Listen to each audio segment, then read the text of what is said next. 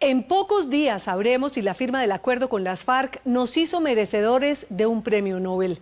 No está fácil porque este año el número de propuestas enviadas ha batido récord, 376, entre los que están Edward Snowden, el Papa Francisco y hasta Donald Trump. Hace más de 20 años que América Latina no gana un Nobel de Paz. La última en recoger el galardón fue Rigoberta Menchú, por su lucha en favor de los pueblos indígenas de Guatemala. Elizabeth Cortiles escuchó los consejos de la Nobel para convertirse en una mensajera de paz. Estaba en San Marcos. El día anterior habíamos sido amenazadas, se amenazó el hotelito donde íbamos a estar, que había una bomba ahí. Y me fui a la diócesis de la Iglesia Católica. Ese día me dormí en la cama del obispo, pero no con el obispo. 10 minutos para las 4 de la mañana llamó el señor embajador de Noruega en México y me dijo: usted tiene el premio Nobel, el Instituto Nobel sale en 10 minutos a dar la conferencia de prensa y le aviso. Y yo no creía, no sabíamos qué hacer. Venir a la capital, qué tenía que hacer, pero ahí empezó toda la locura que hasta ahora es de todos los días. Hacía 11 años que la líder guatemalteca vivía exiliada en México bajo el nombre de Lupita Ruiz. Era 1992, tenía 33 años y acababa de convertirse en la Nobel de Paz más joven hasta entonces. Realmente lo que hace fuerte a un premio Nobel no es que recibió una medalla o recibió un pergamino, eso ayuda mucho, te ayuda a dar una tarima, pero cómo actuar en esa tarima es el desafío. Tener una mente muy abierta. Hacía 10 años que Rigoberta se subía a cuanta tarima encontraba para desafiar la persecución étnica en su país. Y con su 1,5 metros de estatura se había convertido en una gigante para el pueblo maya, denunciando los horrores de un régimen militar que dejó más de 200,000 civiles muertos. Casi todos indígenas maya como ella, 50,000 desaparecidos y un deshonroso récord de más de 646 masacres en 36 años.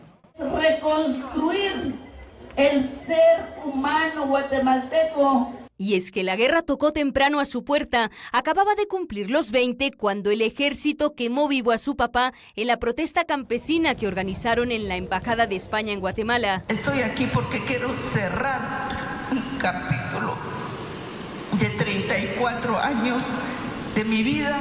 A su hermano lo torturaron y asesinaron en la misma plaza en la que ella vendía maíz cuando era pequeña. A 4 de sus hermanas las desaparecieron y a su mamá los soldados la violaron y se la llevaron y jamás la volvió a ver. A partir de eso yo prometí luchar contra la impunidad. Yo dije nunca dejaría en el olvido las injusticias que vivieron mis padres, nunca daría por muerta a mi madre y que nunca dejaría de luchar contra el racismo, la discriminación, los odios que se tenía contra nuestra gente. Y nunca dejó de sentirse orgullosa de lo que era. Rigoberta se pasea por los escenarios más importantes del mundo, vestida siempre con el traje típico de las mujeres maya. Aunque eso le haya costado más de un disgusto, y es que en algunos restaurantes y hoteles la han expulsado confundiéndola con una vendedora ambulante. Los prejuicios son insoportables. La clase dirigente piensa que es única. Pero la única es ella. Rigoberta fue la primera mujer latina e indígena en recibir el galardón más prestigioso que le puedan dar a alguien. Sin duda alguna, constituye una señal de esperanza para las luchas de los pueblos indígenas en todo el continente. Durante muchos años estuvo casada con la lucha campesina y no fue hasta que la paz llegó a Guatemala que decidió formar una familia. Su esposo la sigue a todas partes, tiene un hijo mayor y uno que murió a los 4 días de nacer, pero del que Rigoberta habla como si estuviera vivo. Yo quiero construir, yo quiero hacer, yo quiero escribir junto con mi familia, junto con mi hijo. Quiero que lo que hagamos pues sea algo que nos dé pasión, nos dé felicidad. Una felicidad que le costó sangre y lágrimas. Es una sobreviviente de los temidos escuadrones de la muerte que arrasaron con su pequeña aldea de Chimel, y de las 76 familias que vivían, solo 6 personas quedaron vivas. ¿No tuvo miedo de las represalias? ¿No tuvo miedo de perder la vida, incluso como su familia?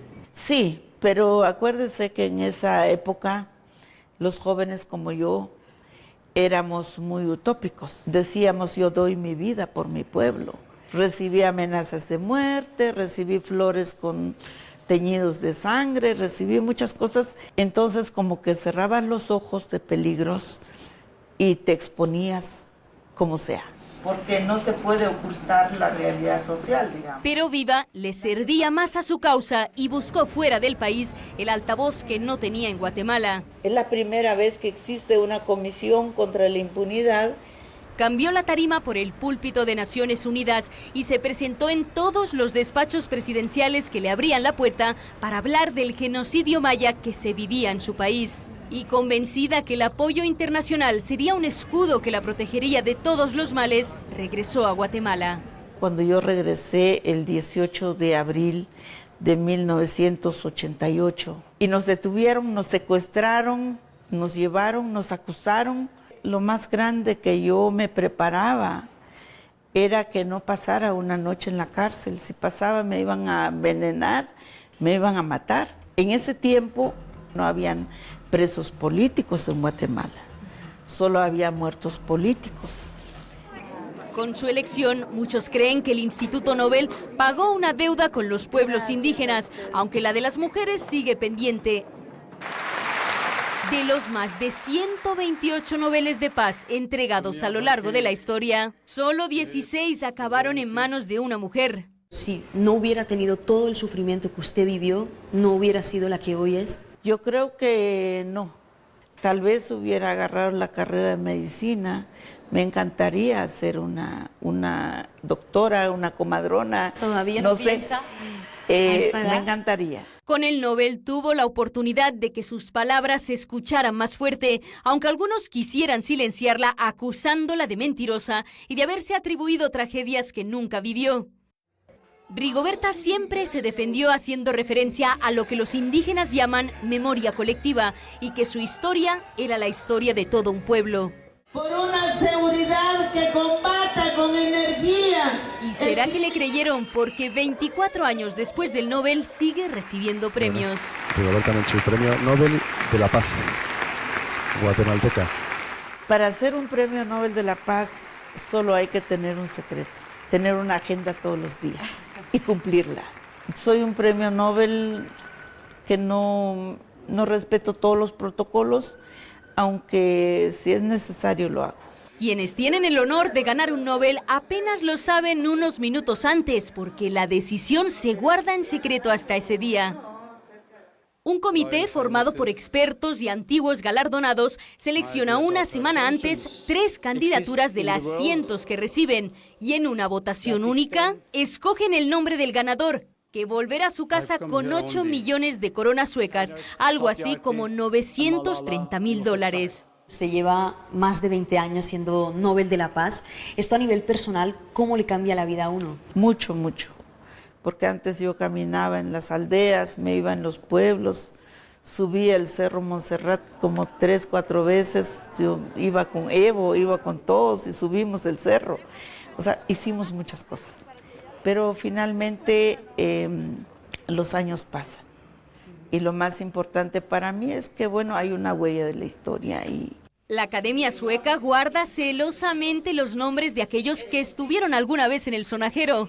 Y todos son especulaciones, porque los verdaderos finalistas no pueden revelarse hasta que haya pasado medio siglo de la votación. ¿Colombia sí está preparada para un Nobel de la Paz? Es una decisión del Instituto Nobel. Yo creo que hay que verle un lado muy positivo, que llegó a ser finalistas, porque nosotros teníamos también candidatos y yo creo que se mencionó mucho Colombia y yo me alegré por eso también. Suena para este año o el que viene un Nobel de Paz colectivo para Colombia que no sería del agrado de todo el mundo.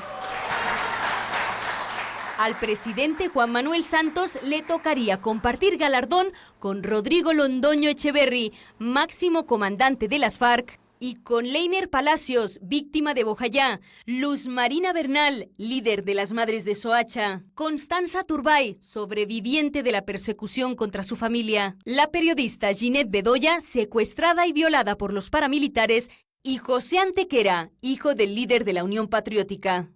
¿Cómo perdona una sociedad que ha vivido 30, 40 años de guerra? Nunca va a haber un perdón de la sociedad. Lo que sí va a haber es mucho respeto a las víctimas. Pero si lo que me dicen es borrón y cuenta nueva, olvídenlo, si te acuerdas de la justicia es por venganza, porque va a salir todo eso.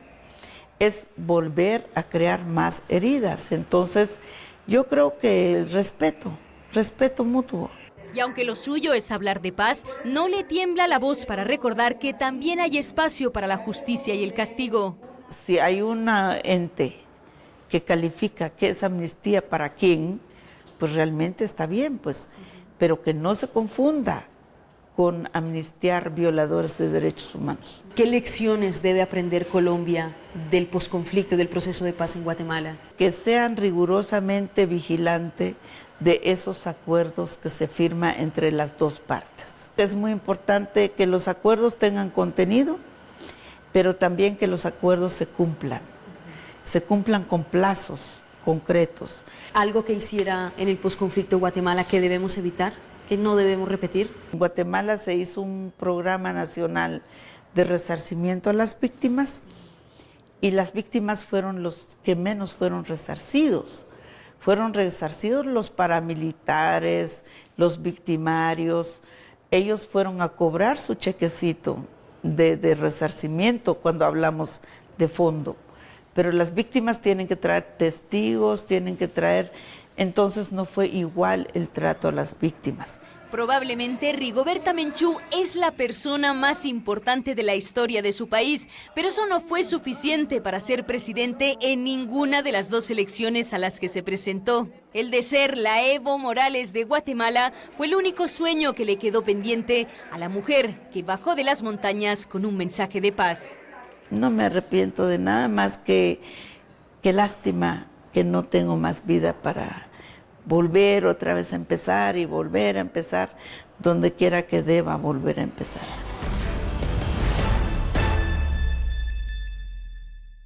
Rigoberta Menchú estuvo hoy en Colombia supervisando las votaciones del plebiscito por la paz.